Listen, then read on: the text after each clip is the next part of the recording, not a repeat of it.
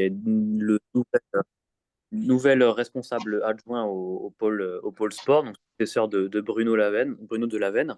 Cette première partie, on va la faire à deux voix sur la prévention du dopage.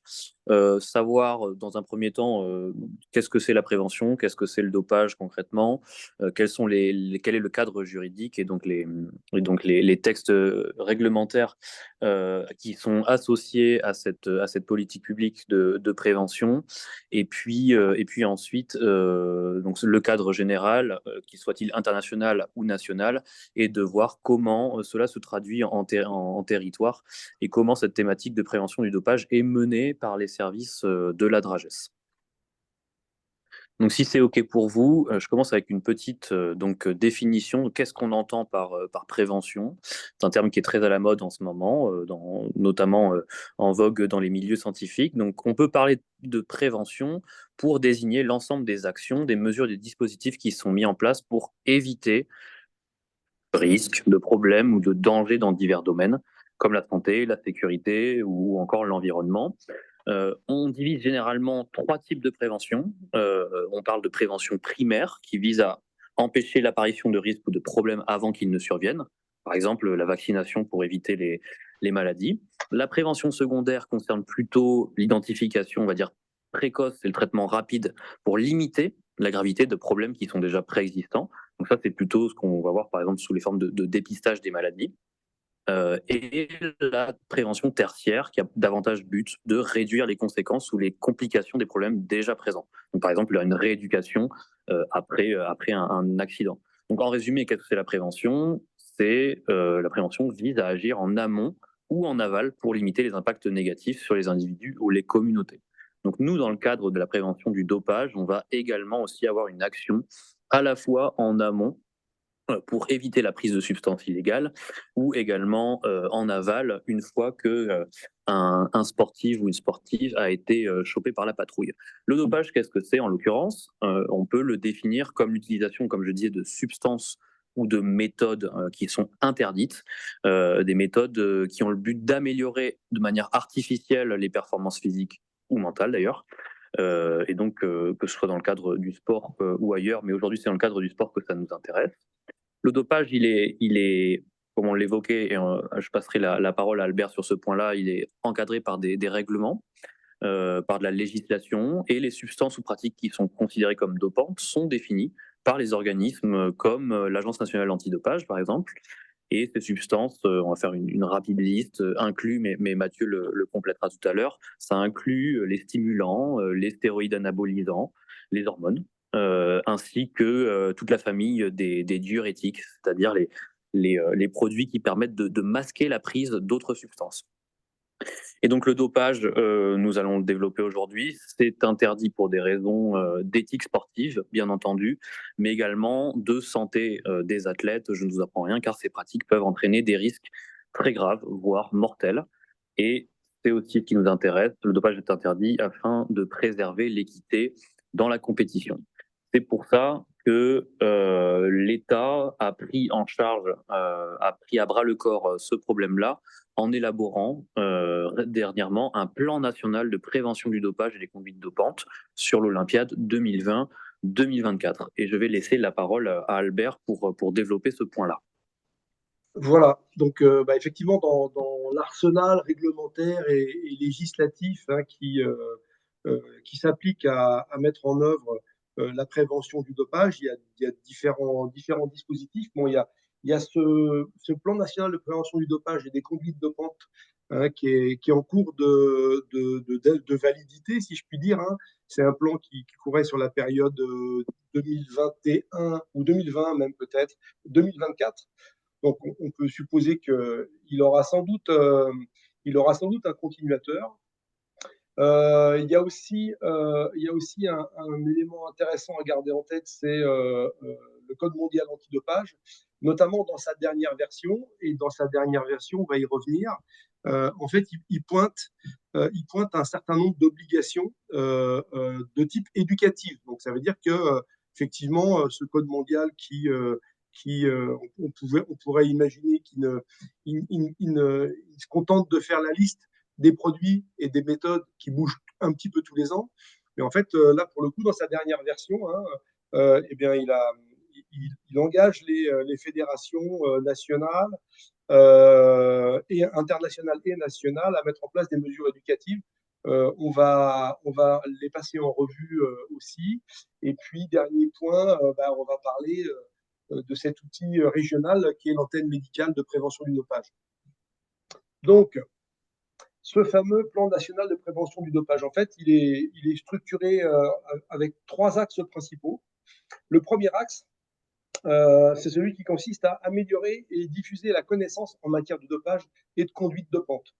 Donc, les objectifs, hein, c'est soutenir, coordonner la production de travaux au service de la prévention et puis diffuser, partager les connaissances auprès de l'ensemble des acteurs de la prévention du dopage et des conduites dopantes, des institutions et puis le grand public.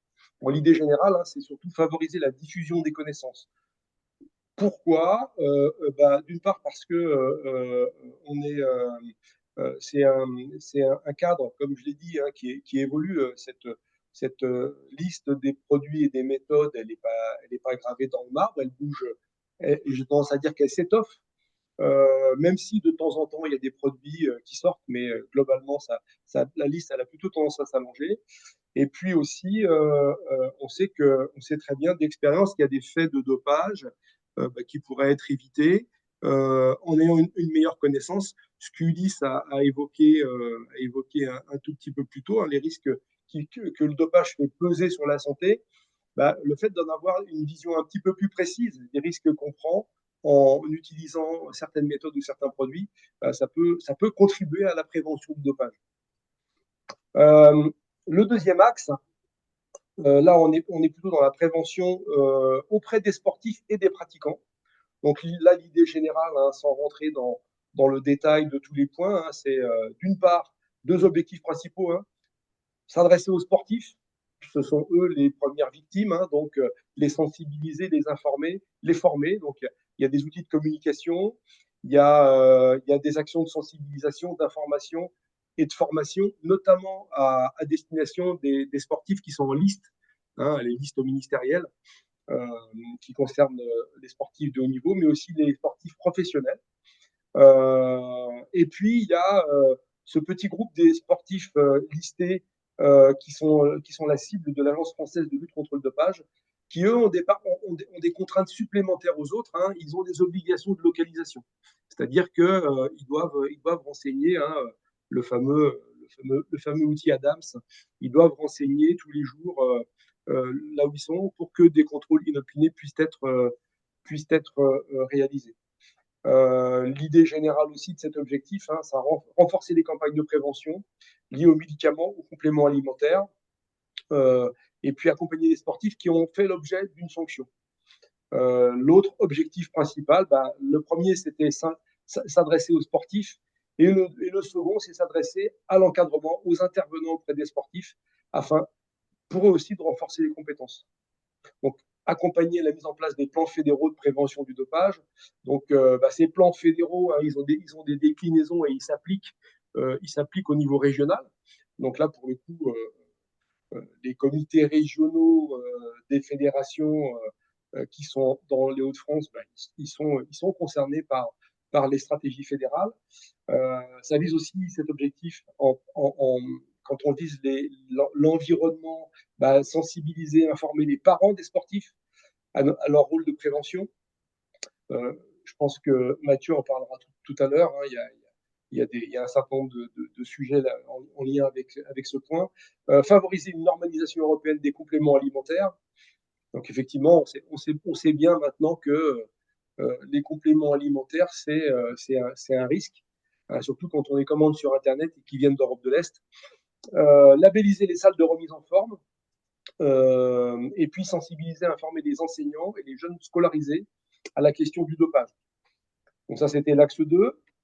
Et puis l'axe 3, c'est tout ce qui touche au pilotage du plan de prévention, c'est-à-dire coordonner l'action de tous les acteurs, assurer le suivi et l'évaluation du plan. Il y a un comité de pilotage national. Et puis, animer le réseau des acteurs territoriaux de prévention, soutenir la déclinaison territoriale du plan. Voilà, en quelques mots, en quoi consiste ce fameux plan de prévention national, bon, qui voit son terme à la fin de cette année, là, dans quelques semaines, et qui, selon toute logique, euh, verra apparaître un successeur, je ne doute pas. Euh, je vais basculer sur le deuxième point de l'ordre du jour initial, là, qui s'appuyait sur les nouvelles mesures, le nouveau cadre qui a été posé par l'Agence mondiale antidopage à partir du 1er janvier 2021. Bon, il a fait évoluer un peu les choses. Alors, pour la partie qui n'a pas évolué, hein, tout ce qui était déjà, qui était déjà dans la liste des obligations des fédérations et qui sont de nature à opérer une prévention du dopage. On peut d'abord pointer le fait tout simple de veiller à la santé des licenciés. Ça veut dire quoi? Ça touche de façon assez large les programmes d'entraînement, les calendriers de manifestations et de compétitions. Vous avez tous plus ou moins déjà entendu parler dans les médias de certains sports, notamment professionnels, mais pas que, hein, dans lesquels les calendriers de compétition qui ne faisaient que se densifier et poser de plus en plus de problèmes. Effectivement, parmi ces problèmes-là, il y a des problèmes de récupération, et puis ça peut potentiellement, c'est tout à fait de nature à augmenter les risques que certains aient recours au dopage. Les obligations déjà existantes, il y avait aussi l'obligation de délivrer une information de prévention contre l'usage des substances et des procédés avec l'appui des agences, euh, euh, des antennes médicales de prévention du dopage, pardon. Donc, il est supposé y en avoir une par région. Ça consistait aussi à intégrer des actions de prévention au programme de formation des cadres bénévoles et professionnels. Concrètement, ça veut dire que dans les cursus fédéraux de brevets de moniteurs ou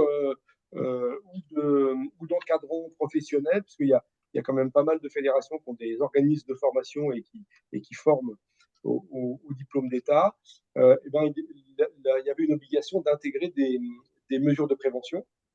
Il y a tout ce qui touchait déjà à la coopération avec les fédérations internationales. Les FI, ce sont les fédérations internationales. Et puis, les fédérations devaient aussi vérifier, pour les sportifs, comme Ulysse l'a évoqué, qui avaient été, entre guillemets, pris par la patrouille, les fédérations avaient l'obligation de vérifier l'attestation qui devait être fournie par l'antenne médicale de prévention avant de permettre de nouveau à ce sportif, qui avait donc été suspendu, de reprendre une activité et donc de réactiver sa licence. Ce que les fédérations avaient aussi l'obligation de faire, c'était, en cas d'infraction, d'annuler les résultats des sportifs avec toutes les conséquences qui allaient avec, hein, c'est-à-dire les primes, les points éventuellement sur des rankings nationaux, voire internationaux, et voilà. Depuis le 1er janvier 2021, qu'est-ce qui change? Qu'est-ce qui s'est ajouté? Alors, là, il y a toute une batterie d'actions éducatives que les fédérations devaient mener en lien avec le ministère ou avec le programme éducatif de la FLD. La FLD, elle met en place des cursus de formation qui sont en ligne, qui font partie des obligations que les fédérations euh, avaient à souscrire. Les nouvelles obligations, ça consiste aussi à communiquer spontanément à l'Agence française de lutte contre le dopage ou éventuellement à l'AMA toute information nécessaire. C'est-à-dire qu'il y a aussi une obligation de transmission d'informations, euh, d'assurer par sa réglementation la mise en œuvre des décisions de la FLD. Alors ça, juste un petit rappel, jusqu'en 2017 à peu près, les sanctions, elles étaient prononcées par les fédérations. Et puis donc ça s'est arrêté et c'est la FLD qui a repris la main pour des raisons de cohérence et puis de transversalité. Ceci étant, une fois que la décision est prise, il faut que la fédération, elle, mette en œuvre les décisions de la FLD. Il faut aussi que la fédération et ses organes déconcentrés, hein, les organes déconcentrés de la fédération, d'une fédération, ce sont classiquement les comités régionaux, ça peut aussi être les comités départementaux dans certains cas, et les membres de cette fédération collaborent avec les organisations antidopage et signalent tout manquement dont elle a connaissance. En gros, là, il y a une dimension un peu de renseignement, quoi. Et puis aussi, et presque surtout, j'ai envie de dire, il faut dorénavant qu'il y ait un référent antidopage au sein des fédérations. Euh, on va parler un petit peu de l'antenne médicale de prévention du dopage, hein. Alors, pour le coup, là, ce qu'on a rassemblé, c'est quelques éléments généraux. Bon, ce qu'il faut savoir, c'est que l'antenne médicale des Hauts-de-France, elle a été agréée par un arrêté du 5 décembre 2018. Elle est rattachée au CHU de Lille, hein, qui est euh, de ressort territorial régional. Et puis, elle a une activité spécifique, information et suivi des compléments alimentaires.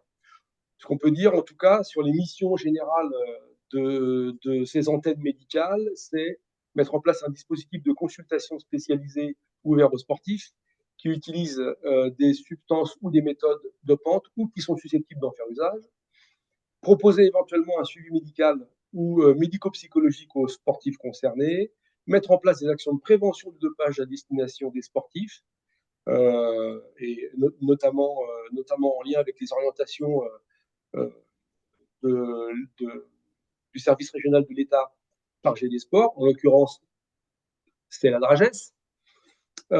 Apporter une aide méthodologique aux porteurs d'actions de prévention, notamment ceux qui ont un concours financier de l'État. Et puis, lorsqu'un sportif a fait l'objet d'une sanction, eh ben, ça a été évoqué sur le slide précédent, hein, c'était pour le coup l'obligation de la fédération de vérifier. Ben là, pour le coup, l'antenne médicale, elle doit produire cette attestation à l'issue d'un entretien entre le médecin et l'intéressé. C'est cette attestation qui permet à la fédération de rétablir la licence au terme d'une suspension. Pour ce qui concerne les Hauts-de-France, Ulysse, est-ce que tu veux prendre le relais? Oui, tout à fait. Merci Albert. Tout à fait. Alors, présenter en quelques mots que, en sus des obligations réglementaires que Albert vient de proposer, enfin, vient de présenter, qui sont le cadre général qui s'impose à l'ensemble des antennes médicales prévention dopage des différentes régions. Une convention a été signée de nouveau donc avec le CHU de Lille pour que, en plus de ces activités qui viennent d'être nommées, nous sommes donnés de nouveaux objectifs.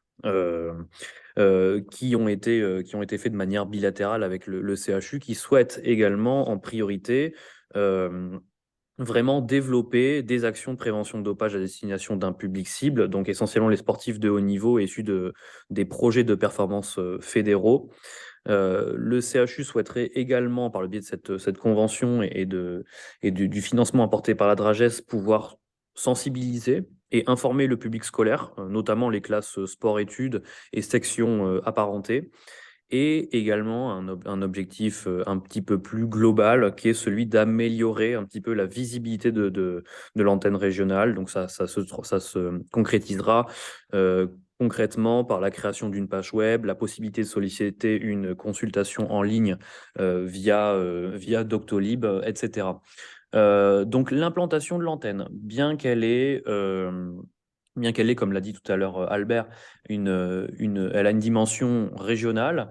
Les consultations seront assurées soit au CHU de Lille, au sein du service d'addictologie, et ou au sein d'Eurasport, donc, qui est sur le domaine de la commune de Los, à l'ouest de la métropole européenne de Lille.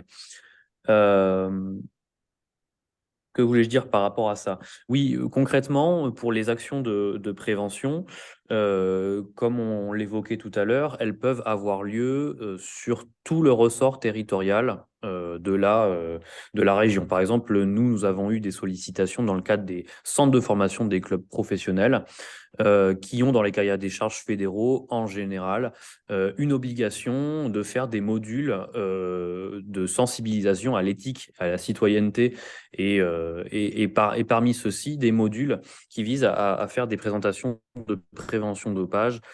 L'antenne médicale est bien entendu armée, c'est son rôle de pouvoir assurer ce type de sensibilisation, voire de formation sur des sujets plus longs.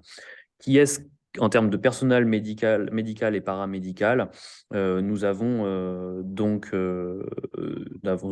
deux praticiens, le docteur Axel Bastien et le docteur Faisal Baba, qui vont pouvoir, d'une part, réaliser les consultations médicales, initiales et de suivi, ainsi que les actions de prévention que nous évoquions tout à l'heure.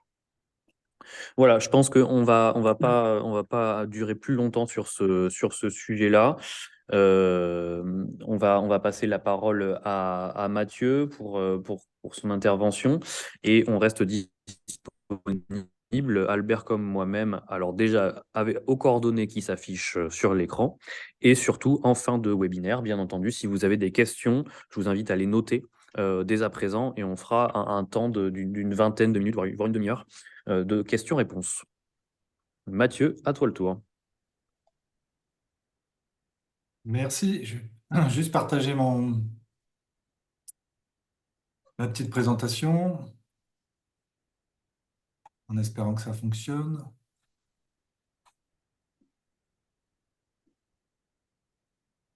Recommence parce que c'était pas terrible. C'est tout noir. Alors,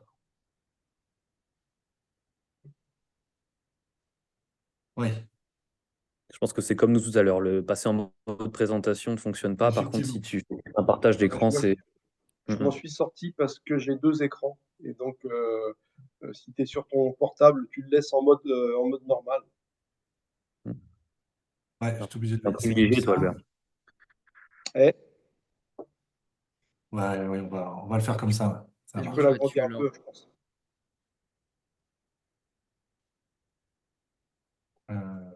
Voilà.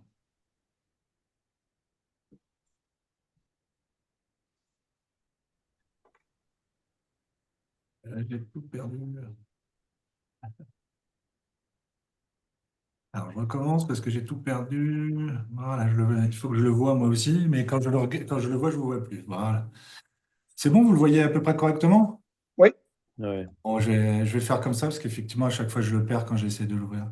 Bon, bonjour à tous. Merci beaucoup de vous être connectés cet après-midi. Rapidement, avant de démarrer, je vais rebondir sur la présentation d'Ulysse et d'Albert, qui vous a donc parlé de manière globale de tout ce qui concerne la prévention et du rôle de la Dragesse autour de ça. Moi, je vais vous parler d'une bulle qu'on veut relancer à la Dragesse au sein d'un nouveau pôle qui était en train de se mettre en place. Aujourd'hui, d'ailleurs, il me semble, Ulysse, qu'avec le jeu des autorisations administratives, on devrait voir le jour aujourd'hui. Tout à Jusqu'ici, fait. la Dragesse était composée de quatre pôles et donc il y a un cinquième qui est en train de se créer autour de la protection des populations, de la réglementation en général, activité physique et sportive d'un côté, ça j'en aurai la charge, et également tout ce qui concerne les accueils du mineur, c'est sur la base du Code de l'action sociale et des familles. Et dans ce cadre-là, et dans ce cadre-là, précisément autour de la réglementation, on souhaite relancer la partie de lutte contre les trafics.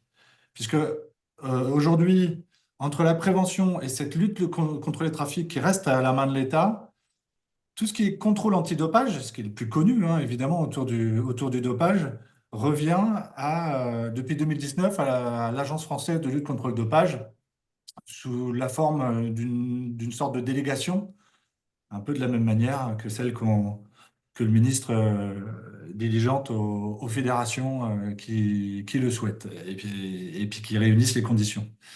Donc voilà, c'est bien, alors que jusqu'en 2019, c'était bien des agents d'État qui organisaient tous les contrôles antidopage au niveau régional et national, c'est aujourd'hui l'Agence française de lutte contre le dopage qui s'en charge. Normalement, et avec les modifications du code mondial antidopage porté par l'Agence mondiale antidopage, comme vous l'a expliqué Albert, un lien s'est fait entre chaque fédération et l'Agence française de lutte contre le dopage. D'ailleurs, peut-être que certains d'entre vous le connaissent, il y a la possibilité de faire des signalements déjà directement sur le site de la FLD. Et les nouveaux référents obligatoires des fédérations doivent faire ce lien avec la FLD. Donc voilà un petit peu le paysage autour du dopage de manière globale. Donc il nous reste bien, entre guillemets, nous aussi évidemment, agents d'État, le lien avec la FLD sur les contrôles antidopage, et puis avec tout le mouvement sportif, mouvement olympique évidemment en tête. Et donc la prévention sur la base du plan national de lutte contre le dopage. Et cette partie peut-être que vous connaissez un petit peu moins, qui est la lutte contre les trafics. C'est caractérisé réglementairement dans le Code du sport à travers la mise en place d'une commission régionale de lutte contre les trafics, la CRLT. Alors cette commission, elle est coprésidée par le préfet de région et par le procureur général de la cour d'appel du chef-lieu de la région. Il se trouve que dans les Hauts-de-France, nous avons deux cours d'appel, une à Douai et une à Amiens. Et à l'heure actuelle, c'est le procureur général de la Cour d'appel de Douai qui co-préside cette commission régionale de lutte contre les trafics. Donc, par effet domino, lorsqu'elle se réunit en plénière une fois par an, c'est le ou la dragesse qui va représenter le préfet, et en général, le procureur envoie un de ses substituts pour le représenter. Et ensuite, ben voilà, elle est composée de plusieurs membres. Le recteur d'académie, alors en l'occurrence à l'heure actuelle la rectrice d'académie dans la région, on va avoir les douanes, on va avoir les finances publiques, la CCRF, consommation de concurrence et répression des fraudes à travers la DRETS, l'ARS, la police et la gendarmerie pour ce qui concerne la représentation autour des trafics, là essentiellement de stupéfiants. Évidemment, l'Agence française de lutte contre le dopage, et puis l'Office central de lutte contre les atteintes à l'environnement et à la santé publique, l'OCAESP, qui est extrêmement intéressé directement par les questions des produits dopants. Alors, le PowerPoint, je l'ai fait ainsi pour vous le transmettre derrière. Il sera accessible, je vous l'enverrai en ayant vos coordonnées derrière. Alors, le rôle de cette commission régionale, elle est constituée réglementairement donc, par un article du Code du sport pour plusieurs raisons. À la fois préserver l'éthique dans la pratique sportive, mais ça rejoint forcément le rôle de la prévention également. Mais cette fois-ci, on va bien être dans une logique de répression. L'idée générale, c'est que derrière un contrôle antidopage positif, c'est que forcément, il y a eu un produit qui a été obtenu d'une manière ou d'une autre, et que donc, potentiellement, il peut y avoir un trafic de produits dopants derrière cette prise. C'est pour ça que on voudrait, sur la région, rajouter dans la boucle que vous avez sans doute pour certains d'entre vous avec la FLD, cette partie-là de lutte contre les trafics qui va prendre son sens à l'intérieur. Alors, évidemment, l'idée première, c'est bien de préserver la santé des pratiquants, également, comme le disait Elise tout à l'heure, faciliter le partage des renseignements. Alors là, pour le coup, la commission, la réunion de cette commission, elle a vraiment pour but de faciliter le partage des renseignements relatifs aux substances et aux méthodes dopantes, à leur emploi et à leur mise en circulation. Ça veut dire que les membres de cette commission vont pouvoir réfléchir à identifier des personnes ressources entre elles, dans leur réseau, pour éviter justement de travailler chacun de son côté. On va pouvoir mettre sur la table de cette commission des éléments de renseignement jusqu'à même une bulle juridique qui permet de lever le secret professionnel lorsque cette commission se réunit. C'est-à-dire qu'on va pouvoir parler nominativement de cas d'espèce. C'est assez exceptionnel dans le milieu juridique, c'est assez rare les endroits où voilà, on peut vraiment lever le secret professionnel et parler ouvertement, nominativement, des personnes qui pourraient être incriminées sur tel ou tel trafic. Alors cette commission, avec ces différentes composantes, elle permet à la fois d'avoir une approche de cette lutte contre les trafics pénale, évidemment, on est avec des magistrats.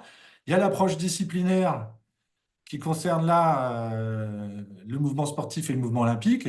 Et je l'ai oublié, mais il y a aussi l'approche de police administrative que la Drages, avec les services départementaux jeunesse, engagement et sport, peut apporter aussi pour trouver des solutions différentes ou communes pour lutter contre ces trafics. Alors, effectivement, l'idée, c'est de lutter contre le dopage avant tout à travers cette commission sur le versant de la santé publique, plus que sur l'idée des compétitions sportives qui revient aux fédérations et à l'Agence française de lutte contre le dopage. Alors, au sein de cette commission régionale, enfin, autour de cette commission régionale, le rôle de la Drages, à proprement parler, il est double. Il est réglementaire, puisqu'elle a l'obligation d'assurer le secrétariat de cette commission, donc de l'animer, en permettant d'activer les échanges d'informations avec les différents membres, la mise en place de contrôles conjoints. À terme, cette commission, la réunion de ses membres doit permettre de diligenter des enquêtes de terrain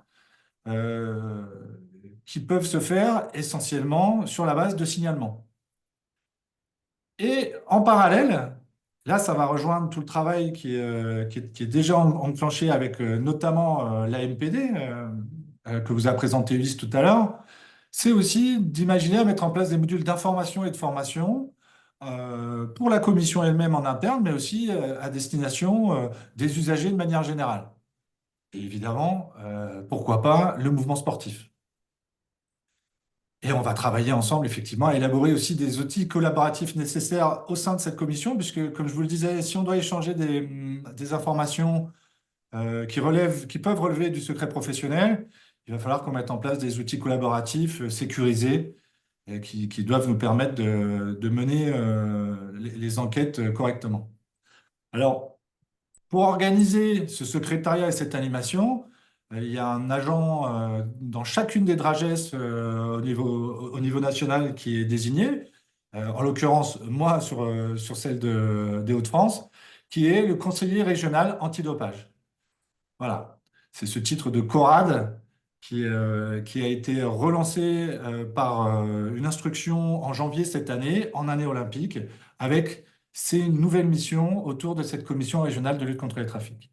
Donc ça, c'est le premier rôle de la Drages, il est réglementaire. Il faut animer cette commission régionale.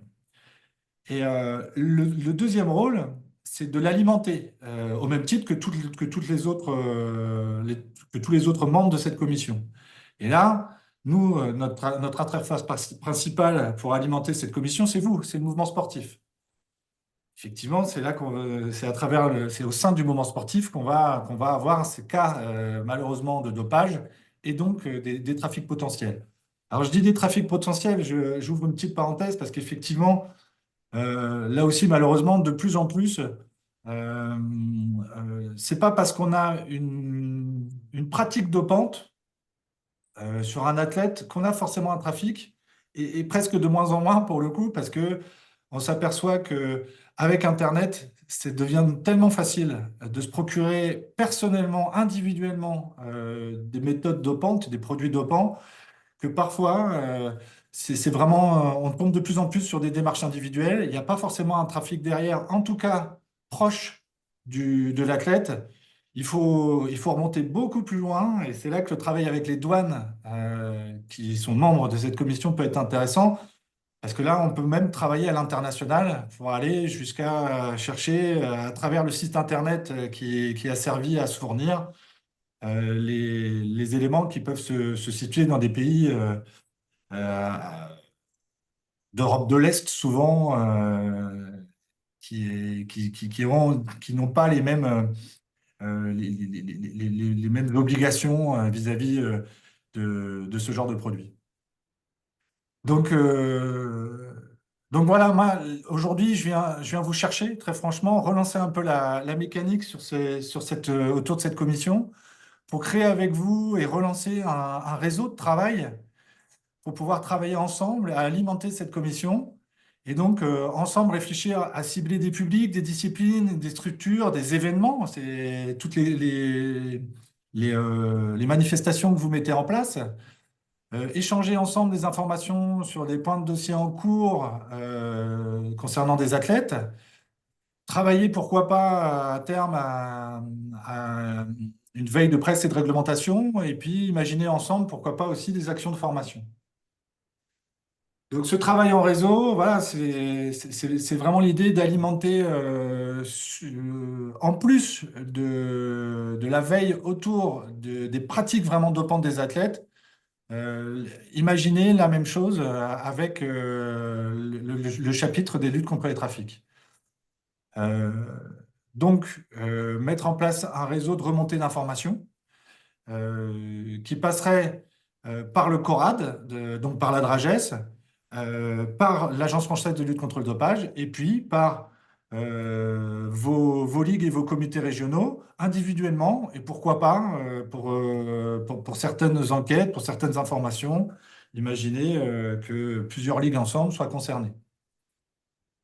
Donc voilà ce que je vous propose en fait aujourd'hui de lancer ou de relancer en travaillant à la remontée d'informations sur ce que vous pouvez voir sur le terrain. C'est vous qui êtes en face des athlètes. Et donc ensuite, centraliser les renseignements et les signalements pour qu'ensuite, moi, je puisse les transmettre aux institutions partenaires de la Commission régionale et à l'Agence française de lutte contre le dopage. Bon, tout ça doit faire une boucle, hein, pour que ensuite, que ça soit la FLD qui soit prévenue en premier ou le CORAD ou inversement, ça, c'est pas vraiment un souci. L'idée, c'est que ça soit vraiment une boucle. Moi, je suis en contact déjà avec un représentant de la FLD qui est extrêmement intéressé à ce que cette commission régionale dans les Hauts-de-France se relance. Ça fonctionne bien dans d'autres régions. Il n'y a pas de raison que chez nous, ça puisse pas se remettre en place.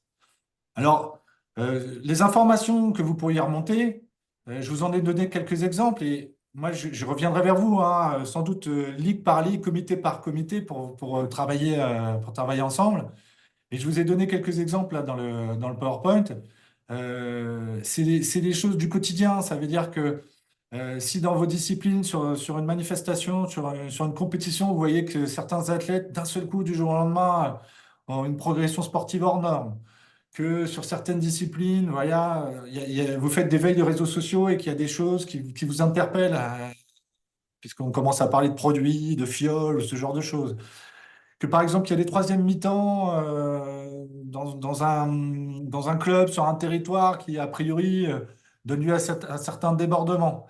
Voilà, c'est l'idée de penser que s'il y a des débordements, c'est qu'il y a de l'agressivité forcément, et peut-être que derrière, si on creuse un peu, c'est parce que il pourrait y avoir de la prise de stéroïdes. C'est ce genre d'indices. Et pour rechercher des trafics, on est sur cette logique de faisceau d'indices. Par exemple aussi, c'est des exemples à la volée, hein, il y en a plein d'autres, hein, mais que à vos oreilles reviennent des méthodes d'entraînement ou des préparateurs physiques qui feraient des miracles. Voilà, ce genre de détails, voilà, c'est ce genre d'informations que nous pourrions ensemble mettre dans ce cercle d'informations que je voudrais pouvoir relancer avec vous. Donc voilà l'idée globale, très rapidement, de ce que je voulais vous présenter aujourd'hui. Parce que, comme je vous le disais, effectivement, derrière un cas de dopage, il y a un trafic potentiel et donc des problématiques à la fois d'équité sportive et malheureusement aussi, surtout quand il y a des trafics, on déroule la pelote et on se retrouve avec des problématiques de santé publique qui peuvent être assez importantes. Donc voilà très rapidement la logique. Et voilà, je vous laisse un petit peu mes coordonnées, mais je reviendrai vers vous. Je reviendrai vers vous de toute façon, puisque j'ai vos adresses mail, pour faire un point plus précisément et essayer de voir comment on pourrait remettre ensemble ce principe de lutte contre les trafics. Merci Mathieu. Je me permets de reprendre la main. On va peut-être passer au second temps qui concerne les questions. Je vais vous inviter tous à lever la main si vous avez des questions à poser à Mathieu, à Albert ou à Ulysse. Et ensuite, eux-mêmes vous répondront dans la foulée. Voilà.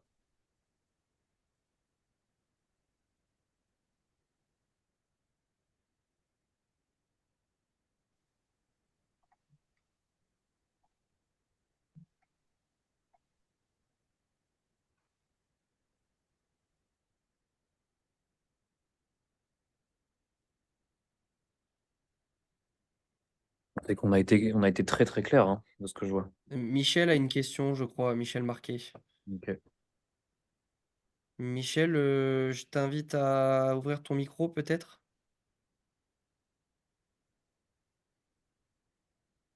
Voilà, Michel Marquet, Ligue de hockey sur glace. Vous pouvez être amené, je pense à Mathieu, à intervenir au niveau des centres de formation. Oui, Oui, parce que je pense que c'est important. Et Moi, j'en parlerai au club, et en particulier au mien, pour savoir si, enfin, parce que nous, on a un centre de formation, pour savoir si ils souhaiteraient votre intervention pour parler du dopage. là, on peut Je effectivement pense faire. que je, Au niveau de la Dragesse, en fait, il y a le pôle sport dont le chef est là, Monsieur Ulysse Pera Morales, avec Albert, qui va s'occuper effectivement de la partie prévention et la partie répression qui nous reste autour de la lutte contre les trafics aura effectivement une partie aussi d'accompagnement sur la formation et de l'information. Donc moi, ce que je voudrais, c'est à la fois réussir à ramener, par exemple, au centre de formation, ce qu'on connaît nous au niveau Dragès ETA, mais aussi les membres de la commission régionale, puisque avoir l'intervention, par exemple, de la DZPJ, police, de l'OFAST, de l'OCLAESP aussi, ça peut être aussi des choses qui peuvent intéresser les athlètes. Et là, moi, j'ai commencé un travail en parallèle, à peu près le même travail que j'essaye de faire là avec vous, d'accrochage des membres de la commission. Et puis aussi en parallèle, parce que au-delà du mouvement sportif, et sans rentrer dans la caricature absolue, mais quand même, c'est malheureusement souvent autour des salles de remise en forme qu'on va trouver du passage. Alors, il n'y a pas que là, hein, mais c'est vrai que c'est souvent là qu'on va trouver du passage de la main à la main de produits. Donc, j'ai aussi commencé à voir un petit peu les différents syndicats qui peuvent exister autour des salles de remise en forme pour les alerter et les ramener aussi autour de la table.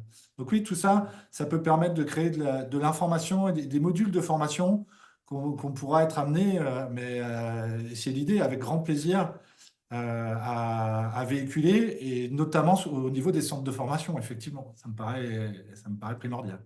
Mm, mm, mm. Ouais, on l'évoquait tout à l'heure aussi, les interventions de l'antenne médicale prévention dopage du CHU de Lille est également possible dans les centres de formation pour faire des modules de 2 heures, d'une demi-journée sur la prévention du dopage. Alors que ce soit dans des modules obligatoires, comme c'est dans le cas dans certains centres de formation, notamment les centres de formation de club pro, mais également selon votre bon vouloir si vous voulez avoir tel contenu qui soit abordé ou telle thématique particulière, la prévention du dopage qui se rapporte à une pratique particulière parce que vous êtes une discipline particulière, c'est également envisageable avec l'antenne médicale. Donc dans ce cas-là, n'hésitez pas à passer par nous. savoir également que, bon, c'est tout à fait un autre sujet, mais qu'au niveau formation, c'est le cas, moi, dans des clubs d'athlétisme, on forme les escortes antidopage, c'est-à-dire l'accompagnement du sportif qui a été désigné, tiré au sort pour passer le contrôle. On a eu une formation l'an dernier et il y en a une seconde qui est mise en place cette année, j'ai au niveau au moins départemental. D'accord. Non, c'est un sujet lié. Merci de nous faire remonter ça, Michel. Ouais. Mm, mm. Merci Michel, je crois qu'on a une question de Madame Renaud.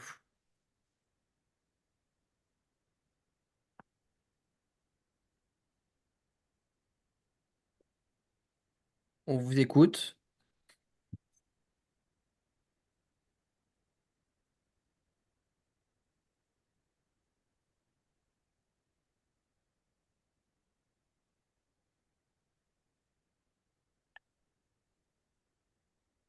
Je suis le seul à pas entendre. Non, je n'entends rien non plus. Faut pas non plus.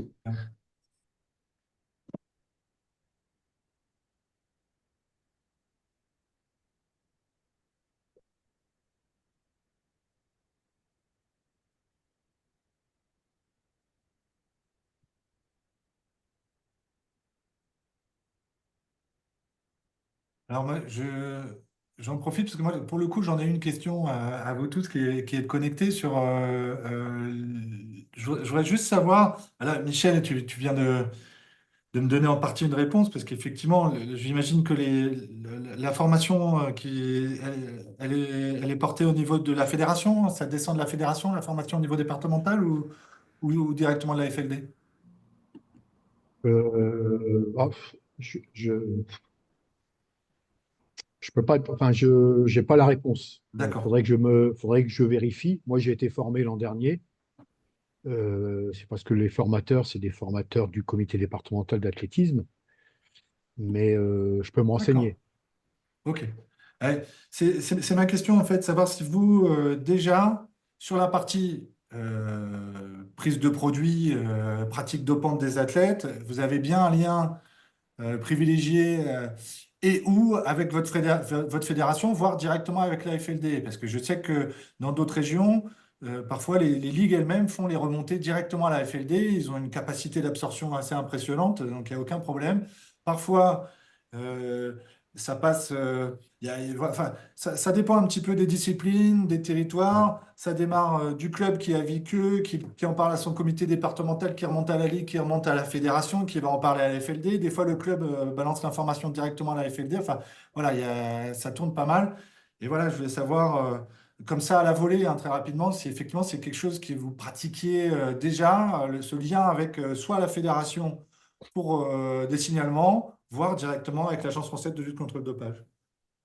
Je poserai la question. Je reviendrai vers vous, comme je vous disais, de toute façon, un par un, je vais prendre le temps pour essayer de relancer la machine. N'hésitez pas à réagir.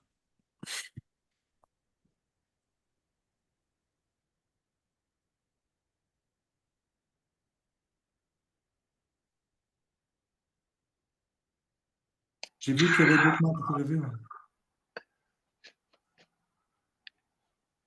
Non, c'est tout ça. Madame Renaud a peut-être une question. Ou peut-être Euh, dans le chat, si jamais ça coince. Il y a François Joliveau qui a ouvert son je peux, micro. oui, je peux me permettre de poser une question? Voilà, Bonjour François. oui, bonjour à tous.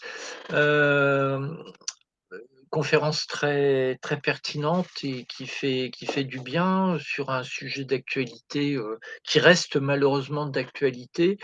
Donc voilà, je voulais simplement signaler que nous avons une réunion la semaine prochaine hein, du comité départemental olympique et sportif de la Somme, mardi, et que dans le cadre du sport santé et de l'intervention du vice-président ici présent du sport santé, je me permettrai de mentionner l'existence de cette nouvelle dynamique et de la création de ce cinquième pôle que Mathieu a évoqué.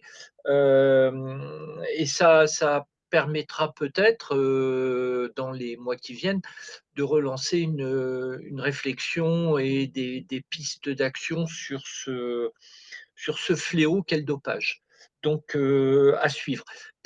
Alors ça, c'était le premier point. Le deuxième point, on parle beaucoup du dopage des athlètes, voilà, des athlètes, des concurrents, voilà.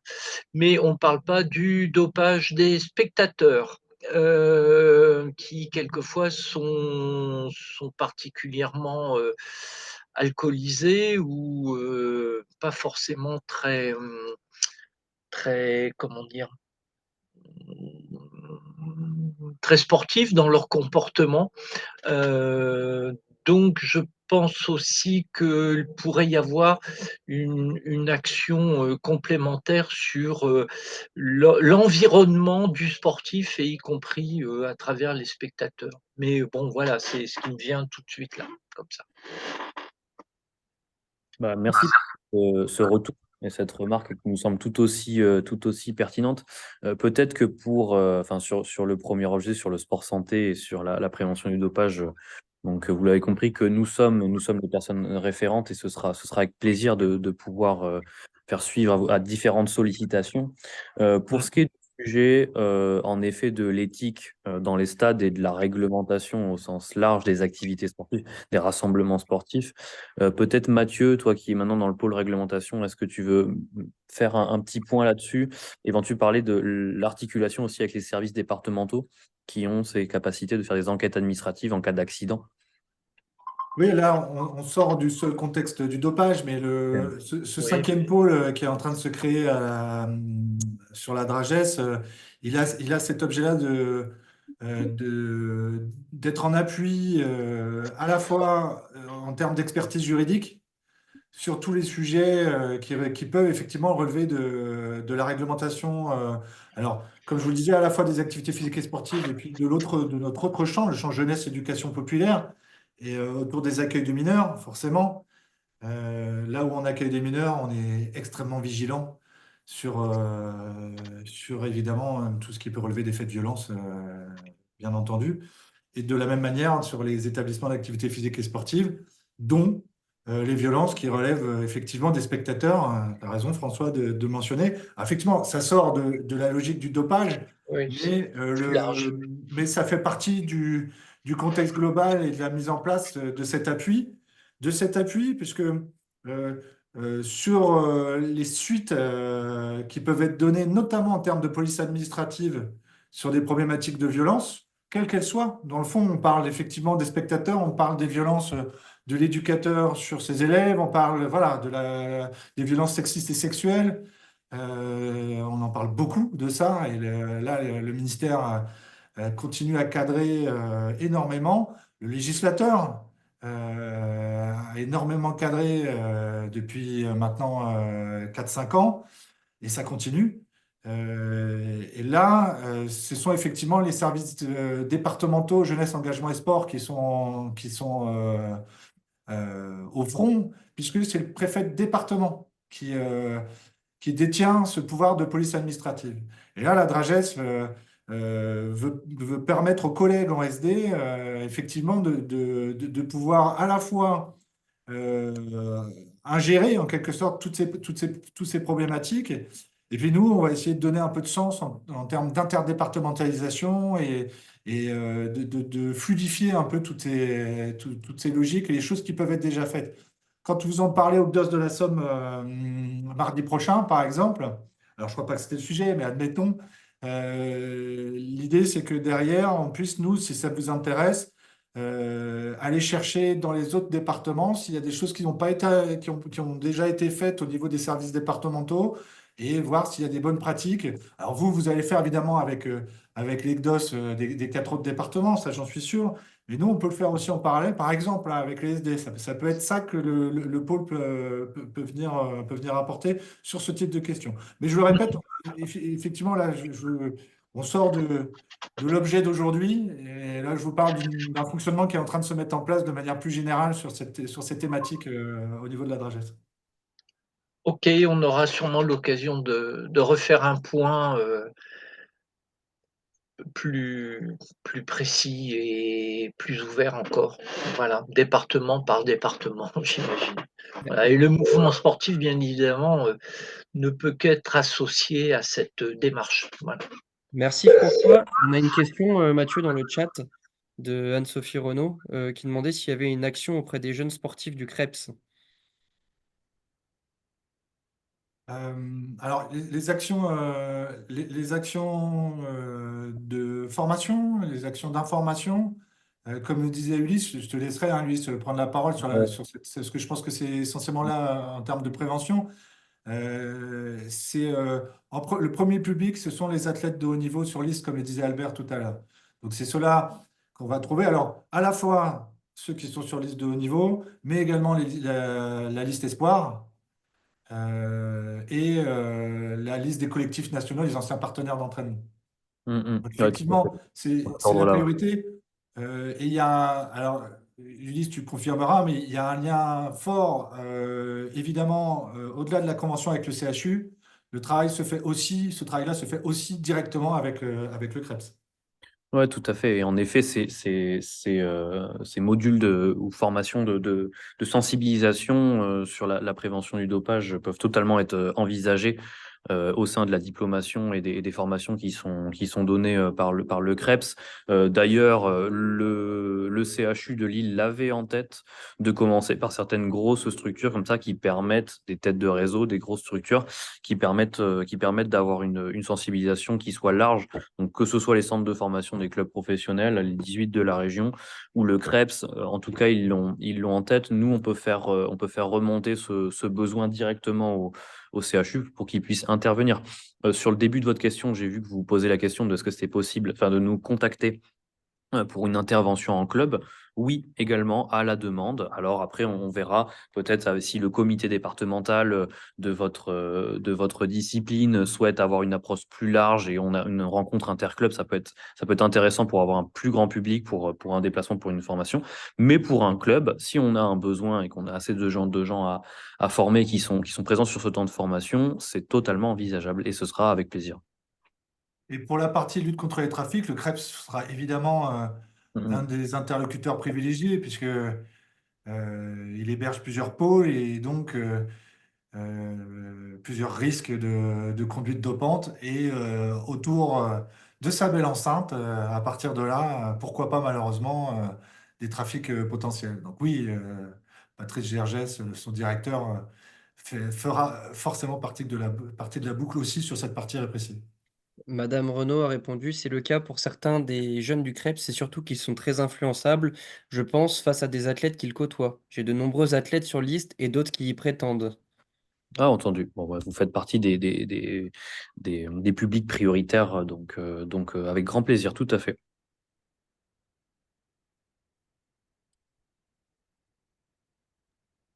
Est-ce qu'on a d'autres questions dans le chat En tout ou, cas, c'est intéressant d'avoir vos retours là-dessus pour que justement, puisqu'on est dans une relance de dynamique, qu'on puisse, dans un premier temps, l'idée c'est de viser les têtes de réseau, les grosses structures dans lesquelles on a des sportifs qui vont faire du haut niveau ou qui sont amenés à faire éventuellement du haut niveau. Et ensuite, essayer d'avoir un maillage territorial via les disciplines, via les comités régionaux et les ligues. Mais ça n'empêche pas que s'il y a un besoin qui est recensé directement et que vous avez envie d'avoir cette sensibilisation dans vos clubs, dans vos comités départementaux, à l'échelon local, c'est tout à fait envisageable aussi. Et on est très preneur de vos messages et vos besoins sur ce sujet-là. Alors, je vois, nous avions souhaité organiser des contrôles inopinés. Alors, non, tout ça est réglementé, c'est ce que je vous ai Pas pour la peine, expliqué. ouais. C'est une Ouais, autre tout ça est problématique. réglementé. Tout... Il y a une magnifique partie dans le Code du sport qui est hyper intéressante à lire. Il faut se prendre une petite plage, une petite plage horaire.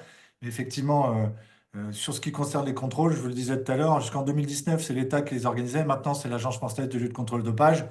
Et même, on vient de terminer les Jeux Olympiques, euh, lorsqu'il s'agit des Jeux Olympiques, c'est même pas la FLD qui a la main, c'est le CIO, puisque pour les JO, c'est le CIO le patron. Et il y a c'est même pas l'Agence mondiale antidopage, c'est l'ITA, Mm. l'international comment c'est une structure qui a été créée par l'AMA et le CIO, indépendante, qui est devenue indépendante. Vous voyez, il y a toute une logique autour des contrôles qui est très réglementée.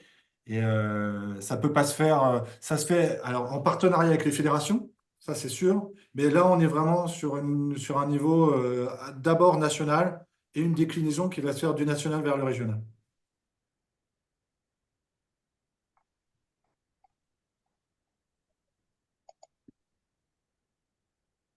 Alors, si on n'a pas d'autres questions, je vais vous inviter déjà à vous rendre par la suite sur le site du Cross où nous, on rediffusera cet audio. J'en profiterai également pour mettre les diapositives de Mathieu, Albert et Ulysse si vous le souhaitez bien. Comme ça, les participants pourront trouver vos coordonnées. Et bah, je tenais tout particulièrement à vous remercier tous les trois pour votre intervention. Remercier aussi le chat d'avoir posé des questions pertinentes. Alors, je voudrais moi, en profiter aussi pour remercier pour remercier Agathe Mine, la directrice du CROSS, qui a bien voulu organiser ça en partenariat, puisque alors, si sur les parties répressives, lutte contre les trafics, c'est particulier, c'est très réglementé. Sur la partie prévention, évidemment qu'on s'appuiera de manière commune avec le comité régional olympique, comme sur des tas d'autres sujets, que ça va être décliné sur les CDOS, on en parlait avec François, forcément de la même manière. On a l'habitude de travailler ensemble et c'est un sujet à la fois, comme on disait, d'équité sportive et de santé publique.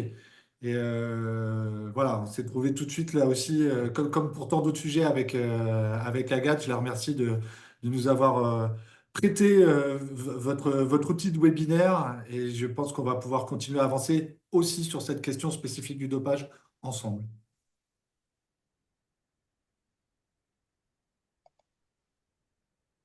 Donc, je me permets de prendre la parole. Je précise juste aussi que j'étais là en tant qu'élu du CROSS Hauts-de-France. Merci Michel pour ta présence. Agathe a dû partir sur une autre réunion à 15h30. Je lui passerai le petit mot, Mathieu, il n'y a pas de Bah souci. non, à ce moment-là, je remets ce remerciement sur Michel. Merci Michel d'être resté connecté. Tant pis pour elle. Je le ferai quand même. Je le ferai Bon, quand là, même. ça marche. Oui, oui, parce que moi, je suis élu. Là, la directrice, c'est une salariée. C'est vrai. T'as raison. Et ben, Merci à vous. merci à tous d'avoir répondu présent et on vous laisse vous déconnecter. Oui, On clôture on vous fera parvenir les supports de présentation, comme ça vous aurez les bases légales qu'on a pu rapporter tout à l'heure et puis nos coordonnées également pour pouvoir échanger si